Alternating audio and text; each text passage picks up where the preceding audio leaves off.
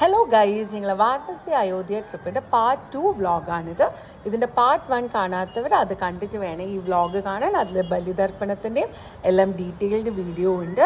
അങ്ങനെ ഞങ്ങൾ രാവിലെ തന്നെ കുളിച്ചൊരുങ്ങി കാശി വിശ്വനാഥ ക്ഷേത്രത്തിലേക്കാണ് ഇപ്പോൾ പോകുന്നത്. അത്യാവശ്യം നല്ല തിരക്കുണ്ടായിരുന്നു. പക്ഷെ ഞങ്ങൾ കോർഡിനേറ്റേഴ്സ് അഭിജിത്തും ഗോകുലും ഒക്കെ ക്യൂട്ടായിട്ട് ഹാൻഡിൽ ചെയ്തുകൊണ്ട് നമുക്ക് അത്ര ബുദ്ധിമുട്ടും കാര്യങ്ങളൊന്നും ഉണ്ടായിരുന്നില്ല. ഈ ഡിസംബർ മന്ത് ആയതുകൊണ്ടായിരിക്കും നല്ല ഹെവി റഷായിരുന്നു. അങ്ങനെ ഞങ്ങൾ കാശി വിശ്വനാഥ ക്ഷേത്രത്തിൽ എത്തി. അവിടേക്ക് എത്തുമ്പോൾ പ്രത്യേകം ശ്രദ്ധിക്കേണ്ടത് എന്താണെന്ന് വെച്ചാൽ ലേഡീസ് ബാഗ് അലൗഡ് അല്ല. ചെറിയ സ്ലിംഗ് ബാഗ്സ് മാത്രമേ അലൗഡ് ഉള്ളൂ. അതിൽ കോമ്പും അങ്ങനത്തെ മേക്കപ്പ് സാധനങ്ങളും ഒന്നും നമ്മൾ കൊണ്ടുപോകാൻ പാടില്ല. ഞങ്ങൾ ചെരുപ്പും മൊബൈലും ഒക്കെ അവിടെ ലോക്കറിലും കാര്യങ്ങളിലൊക്കെ ആക്കി വെച്ചിട്ടാണ് ഞങ്ങൾ ഈ ക്ഷേത്രത്തിലേക്ക് കയറിയത്. നല്ലൊരു അനുഭവമായിരുന്നു. ഈ ക്ഷേത്രത്തിലെ പ്രത്യേകത എന്താണെന്ന് വെച്ചാൽ നന്ദിയും ഭഗവാനും സാധാരണയായിട്ട് അവർ ഓപ്പോസിറ്റ് ആയിട്ടാണ് ഇരിക്കുന്നത്. ഇത് അവർ ഒരേ ഡയറക്ഷനിലേക്കാണ്. ഈ ക്ഷേത്രത്തിൻ്റെ മൂലസ്ഥാനം തൊട്ടടുത്തുള്ള പള്ളീൻ്റെ ഉള്ളിലായിട്ടാണുള്ളത്. അങ്ങനെ ഈ ക്ഷേത്രത്തിലെ ദർശനം കഴിഞ്ഞ് ഞങ്ങൾ അവിടുത്തെ മൂലസ്ഥാനത്തും പോയി തൊഴുതിട്ടാണ് പുറത്തേക്ക് ഇറങ്ങിയത്. പല പല ഗല്ലികളിൽ കൂടിയാണ് നമുക്ക് ഓരോ സ്ഥലത്തേക്ക് എത്തേണ്ടത്. ഇടുങ്ങിയ ഈ ഗല്ലികൾ ഒരുപാട് സാധനങ്ങൾ നമുക്ക് വാങ്ങാനും കഴിക്കാനും ഒക്കെ ഉണ്ട്. വളകളായാലും പിന്നെ കുറേ ഹാൻഡിക്രാഫ്റ്റ് സാധനങ്ങളും പിന്നെ സാരികൾ ഒരു കളക്ഷൻസ് തന്നെ അവിടെ ഉണ്ടായിരുന്നു. പക്ഷെ നമുക്ക് അധികം നേരം ഉണ്ടായിരുന്നില്ല. കാരണം ടെമ്പിളിൽ കുറച്ച് അധിക സമയം നമുക്ക് സ്പെൻഡ് ചെയ്യേണ്ടി വന്നു. അതുകൊണ്ട് ഞങ്ങൾക്ക് അങ്ങനെ സാരികളൊന്നും അങ്ങനെ വിശദമായിട്ട് നോക്കാനും പറ്റിയില്ല. എന്നാലും നമ്മൾ ഒരു കടയിൽ കയറിയിട്ട് ഒരു 5-6 സാരികളൊക്കെ പർച്ചേസ് ചെയ്തു.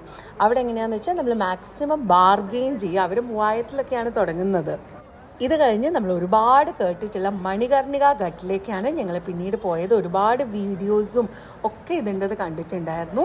അങ്ങനെ ഞങ്ങൾ ആ മണികർണിക ഘട്ടിലെത്തി. ഗോകുൽ ഇതിനെപ്പറ്റി എക്സ്പ്ലെയിൻ ചെയ്യുന്നു. ബോഡി കത്തിക്കണം. ഇത് ദയിപ്പിക്കുന്ന ഒരു വ്യവസ്ഥയിൽ അവർ താമസിക്കില്ല. അവർക്ക് താമസിക്കാൻ ഇവിടെ കുറെ ഭവനങ്ങളും കാര്യങ്ങളൊക്കെ ഉണ്ട്. അപ്പോൾ അവർ മരിച്ചതിന് ശേഷം അവർ കൊടുത്ത പൈസ കൊണ്ട് ബാക്കി കർമ്മങ്ങളും കാര്യങ്ങളൊക്കെ ഇവിടെ ചെയ്യുന്നു. അതുപോലെ ഇവിടുത്തെ ലോക്കൽ ആൾക്കാരെ മരിച്ചാൽ ഇവിടെയാണ് ദയിപ്പിക്കുന്നത്. കാശിയിൽ നിന്ന് മരണപ്പെട്ട് ഇവിടെ തന്നെ അടക്കപ്പെടുന്ന ആൾക്കാർ ഡയറക്റ്റായിട്ട് ഭഗവാന്റെ അടുത്തേക്ക് എത്തുന്നു എന്നാണ് പറയപ്പെടുന്നത്. അവർക്ക് പിന്നീട് ഒരു പുനർജന്മം ഇല്ലാതെ മോക്ഷം പ്രാപിച്ച് ഭഗവാനിലേക്ക് എത്തിപ്പെടുകയാണ് ചെയ്യുന്നത്. അങ്ങനെ മണികർണിക ഘട്ടൊക്കെ ഞങ്ങൾ വിസ്തരിച്ച് നടന്ന് കണ്ടു. മണികർണിക ഘട്ട് കണ്ടു കഴിഞ്ഞാൽ തല കുളിച്ച് വേണം നമ്മൾ നിൽക്കാൻ എന്നുള്ളൊരു ഇത് കേട്ടിട്ടുണ്ടായിരുന്നു ഞങ്ങൾ. ഇത് കഴിഞ്ഞ് ഞങ്ങൾ ഏറ്റവും ആവേശത്തോടെ കാത്തിരുന്ന ഗംഗാ ആരതി കാണാൻ വേണ്ടിയിട്ടാണ് ഇപ്പം ഞങ്ങൾ പോയിക്കൊണ്ടിരിക്കുന്നത്. ബോട്ടിൽ പോയിട്ടാണ് നമ്മൾ ഈ ഗംഗാ ആരതി കാണുന്നത്. നമ്മൾ ഏറ്റവും എക്സൈറ്റഡ് ആയിട്ട് വെയിറ്റ് ചെയ്തുകൊണ്ടിരുന്നൊരു മൂമെൻ്റ് ആയിരുന്നു അത്. ഈ പോകുന്ന വഴിക്ക് നമ്മൾ ഒരുപാട് ഘട്ടുകൾ കാണുന്നുണ്ട്. ഇതിൽ ഹരിശ്ചന്ദ്ര ഘട്ട് മണികർണിക ഘട്ട് പോലെ തന്നെയാണ്. ഇവിടെയും ശവദാഹങ്ങൾ നടക്കാറുണ്ട്. അപ്പോൾ അതൊക്കെ കണ്ടു. അത് കഴിഞ്ഞ് നമ്മൾ ഈ ഘട്ടിലേക്ക് പോകുന്ന വഴിക്ക് ഒരുപാട് ബോട്ടുകൾ ഇങ്ങനെ റെഡി ആയിക്കൊണ്ടിരിക്കുകയാണ്. ഈ ബോട്ടിൽ നിറയെ ആളുകളായിട്ട് ഒരു 6:30-6:45 ഈ ഗംഗാ ആരതി സ്റ്റാർട്ട് ചെയ്യുന്നത്. അപ്പോൾ എല്ലാവരും അവിടേക്ക് എത്തിപ്പെടാനുള്ള തിരക്കിലായിരുന്നു. അങ്ങനെ എല്ലാവരും കാത്തിരുന്ന് ഗംഗാ ആരതി സ്റ്റാർട്ട് ചെയ്തു. വല്ലാത്തൊരു മൂമെൻ്റ് ആയിരുന്നു അത്. നമ്മൾ ഇതുവരെ ടി വിയിലും വീഡിയോസിലൊക്കെ മാത്രം കണ്ടിട്ടുള്ള ഗംഗാ ആരതി നേരിൽ കാണുകയെന്ന് പറയുമ്പം പറഞ്ഞറിയിക്കാൻ പറ്റാത്തൊരിതായിരുന്നു. നമുക്ക് ശരിക്കും അത് എക്സ്പ്ലെയിൻ ചെയ്യാൻ പറ്റാത്തൊരു സിറ്റുവേഷനാണ്. തൊട്ടടുത്ത 2 ഘട്ടുകളിലായിട്ടാണ് ഈ ഗംഗാ ആരതി നടക്കുന്നത്. ആദ്യം ഇടത് ഭാഗത്തുള്ള ഘട്ടിൽ സ്റ്റാർട്ട് ചെയ്യും. അവിടെ തുടങ്ങി ഏകദേശം കുറച്ച് കഴിയുമ്പോഴാണ് റൈറ്റ് സൈഡിൽ സ്റ്റാർട്ട് ചെയ്യുന്നത്.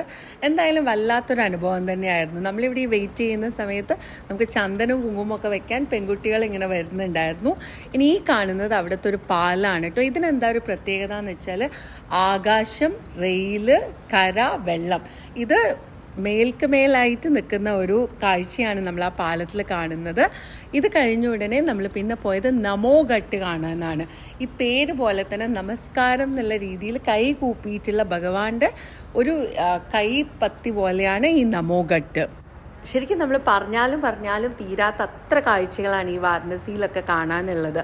അപ്പോൾ ഇത് ഞങ്ങളെ പാർട്ട് 2 ആണ്. അപ്പോൾ പാർട്ട് 3 കാണാൻ വേണ്ടിയിട്ട് എല്ലാവരും എൻ്റെ ചാനൽ സബ്സ്ക്രൈബ് ചെയ്യണം, ഷെയർ ചെയ്യണം.